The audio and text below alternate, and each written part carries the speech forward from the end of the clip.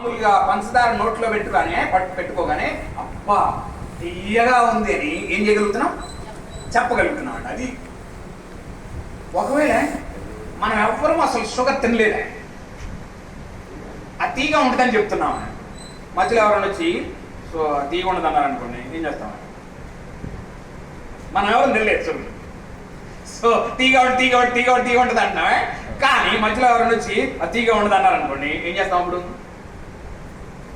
నిజమేనేమో, మనకు తెలియదు అసలు తీగ ఉంటుందా ఉండదు, అది తెలియదు. కానీ ఏం చెప్తున్నాం? తీగ ఉంటుందని చెప్తున్నాం అంతే. కానీ మధ్యలో ఎవరైనా వచ్చి ఏమన్నా మాట్లాడారనుకోండి, మనం ఏమవుతాం? మనం చెప్తున్నా అవునో కాదో డౌట్లో పడతాం.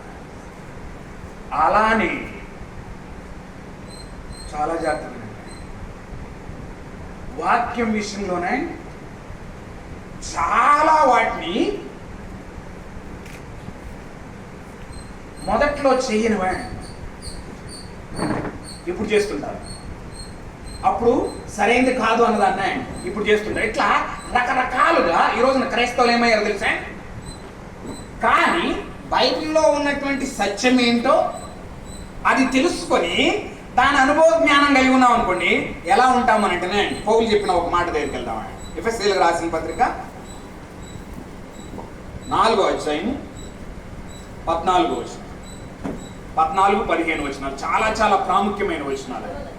అందువలన మనమిక మీదట పసిపిల్లలమై ఉండి మనుషుల మాయోపాయముల చేత వంచనతోను తప్పు మార్గమునకు లాగు కుయుక్తితోను గాలికి కొట్టుకొని పోవునట్లు కల్పింపబడిన ప్రతి ఉపదేశమునకు ఇటు అటు కొట్టుకొని పోవచ్చు అలల చేత